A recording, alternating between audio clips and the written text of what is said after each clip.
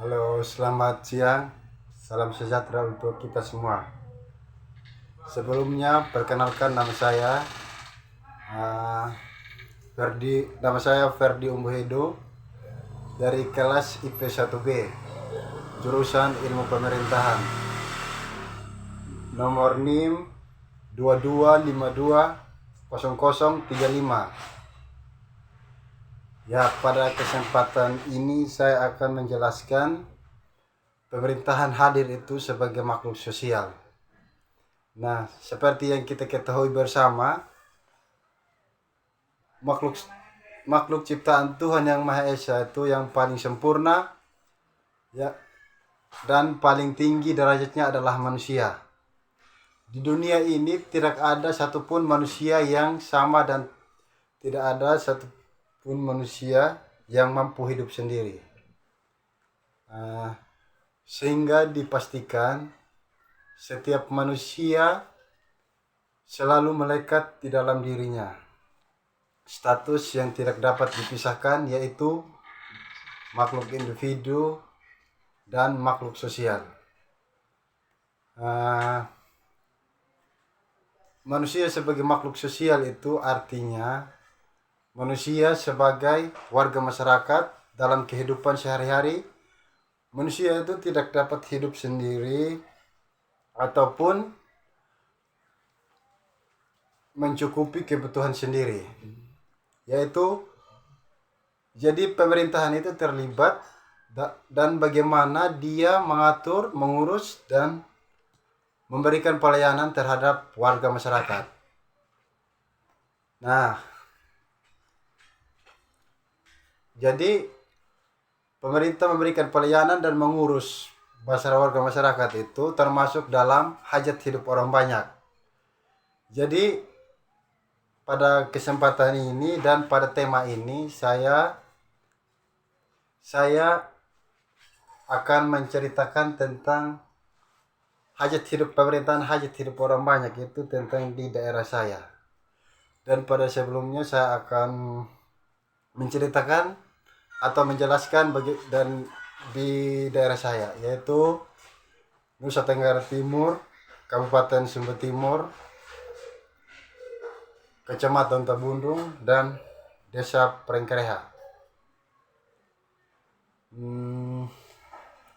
Di mana itu pemerintahan terlibat mengurus dan mengatur dan memberikan pelayanan terhadap warga masyarakat. Yang dimana pelayanan yang diberikan pemerintah itu adalah tenaga surya. Yang dimana di desa Prengkereha tersebut itu belum semua warga masyarakat itu memiliki listrik yang bersumber dari PLN.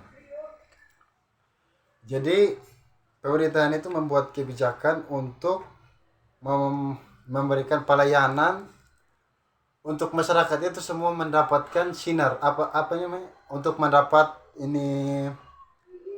pelayanan dari pemerintahan, yaitu dengan adanya memberikan tenaga surya. Itu salah satu. Jadi sehingga masyarakat tersebut itu merasa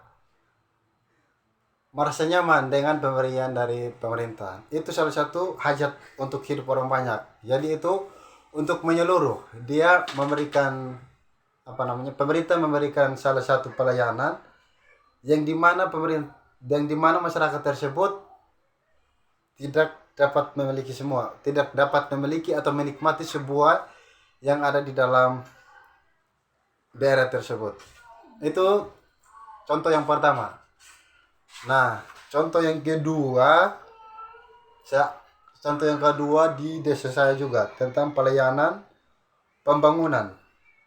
Yang dimana itu pembangunan pemerintahan memberikan pembangunan, salah satu memberikan dana untuk membuat rumah terhadap orang yang tidak terlalu berkecukupan ekonomi lah, sehingga masyarakat desa itu bisa memiliki semua, maksudnya bisa hidup sama rata dengan satu desa tersebut. Jadi tidak ada yang hidup terlalu di atas dan hidup terlalu di bawah. Itu salah satu pemberdayaan atau pelayanan pemerintahan untuk masyarakat. Jadi itu salah satu contoh hajat hidup orang banyak. Itu memberikan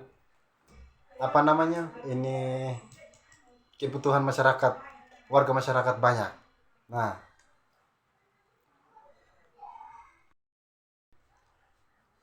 kemudian berbicara tentang pemerintah melaksanakan proses pembangunan masyarakat.